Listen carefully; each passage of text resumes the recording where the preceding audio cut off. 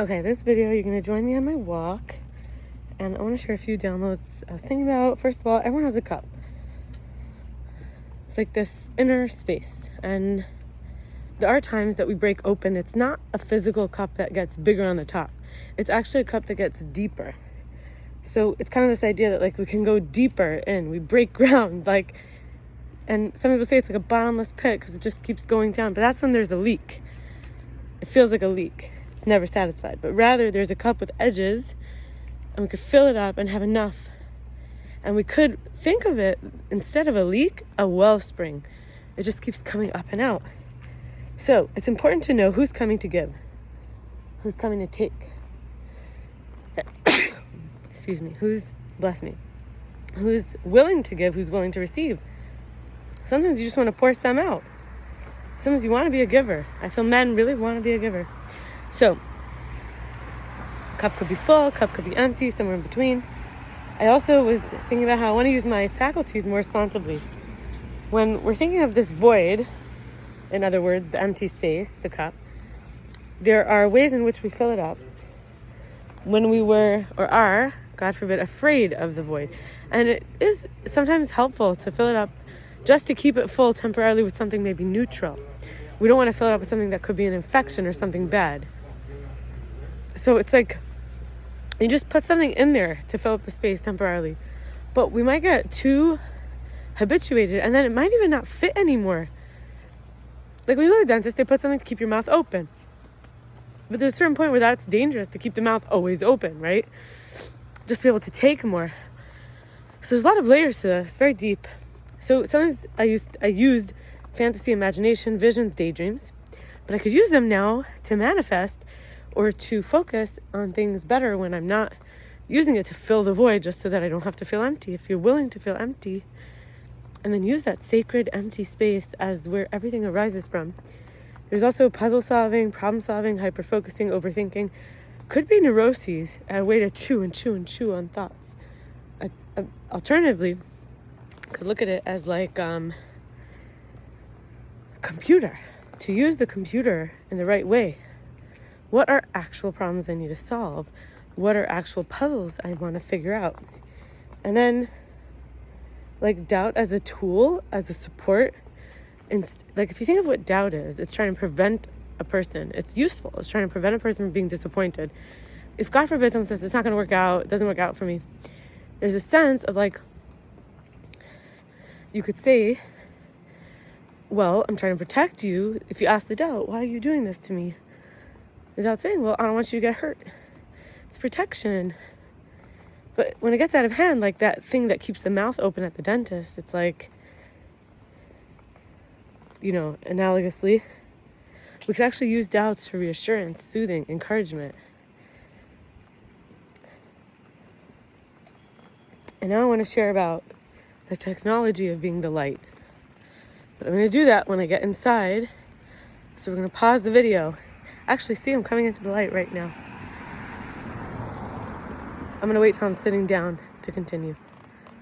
But before I do that, why do I want to talk about being the light? Well, related to this topic is that empty space. What if we start to fill it up with light, with love, with God's light, with feeling that valid sense of self, that we exist, not because of anything on the outside. And we stop identifying that empty space as something of darkness.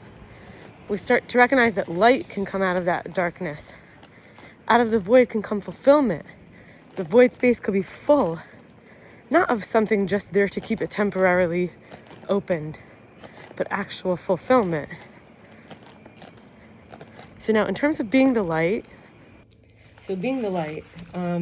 now, when someone is being the light, it means they filled up with the light. So,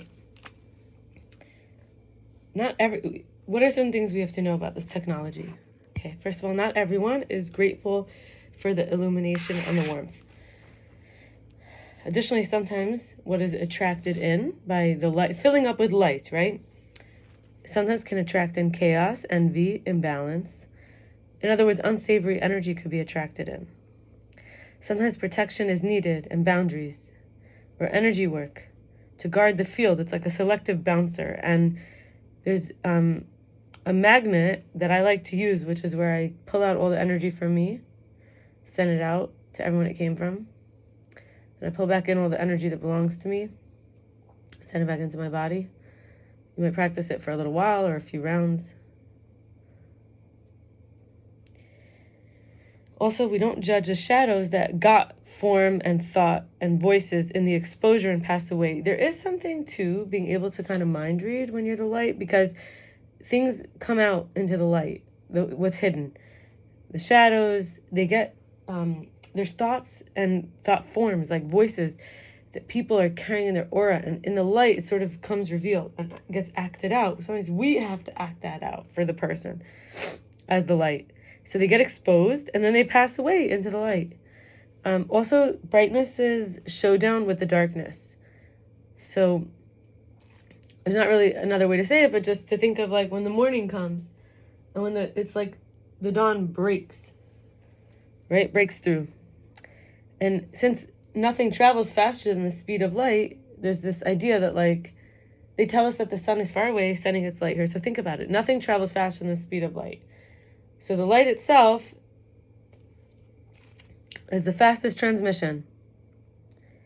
And so we let go of that which really slows us down and blocks our movement when we recognize that we want to go at the speed of light. Anything that's not light will be carried away. Now, remember, light can take any form. Like, in this, what we're learning is that sometimes maybe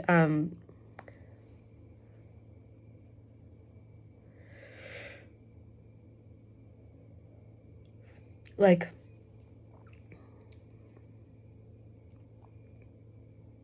in other words, let's say there is a sense that somebody is trying to sabotage the light rather than becoming the light. It's only because they identify as darkness that they might feel the envy or want to be thwarting, right? So it's like those that try to thwart that sovereignty, the confidence that comes from being the light, or try to penetrate for leaks or tap into for the earning and the blessing that they feel left out from, is because they don't realize they could take up that space full of light, that dark space. They don't have to identify that that's who they are. Because as things get cleared out from there, they become lighter. They become lighter, more light. And it's lighter. It's not so heavy. It's able to move faster. And it's able to take different forms, because light is like, let's say, like God spoke, let there be light.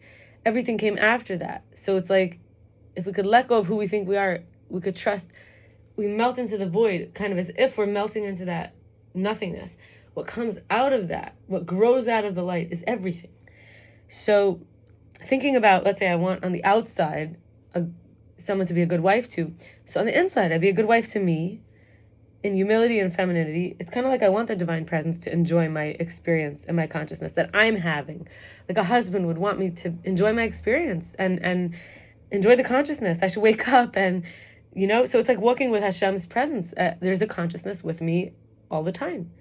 How conscious can I be of consciousness? And that's to be a good wife. Like keep checking in as often as I can to what this inner one needs. And that's what I would do for my husband. It's kind of like, instead of looking to the husband to always be the bigger one, it's letting him be the one that like takes me like under his wings sometimes, but I also take him under my wings and he gets to go into my skirts, I don't mean in a sexual way. I mean like hiding in his mother's skirts and his wife's. Then I want to talk about this idea of consumption, which drains, like, even just think of an orange. You're sucking out, eating the flesh. It's like what you're leaving is the shell, the husk. Not the shell, the peel. You're leaving the fiber, right? So versus investment and safeguarding and maintaining. So there are like beautiful fruitfulness that comes from the light and that we want to be enjoyed, right? Didn't I just say, like, I want the Shekhinah to enjoy my experience, my fruitfulness. And yet, if I'm only being drained, what will be left, right? It has to be this investment, this maintenance. Like, you have to take good care of the well, right? And then, without needing anything back. For example, if you say, this is such a beautiful well, are you willing to love the well when it's not beautiful? Could you maintain the well in those moments could you safeguard the well till it becomes more beautiful? And the last thing I want to share today about being the light is the clear, sharp insight, the discernment. It's just like an awareness, because things are visible. You could see because it's illuminated. It's visible. So there's visibility. It's that potent attunement. It's insight. And yet it's not stern, it's not harsh, it's not judgment. It's not like you're looking with a magnifying glass with an energy of like piercing, looking for those leaks, right? Instead, it's just that things are visible, those shadows we talked about, and everything of the above. So I will stop here, and I will wish us all fulfillment, and to share our fruitfulness, and that the Shekhinah should enjoy our experience, and we should be in the light and identify as the light, and guard and maintain and invest in our light, and be blessed with that clear, sharp insight, the discernment.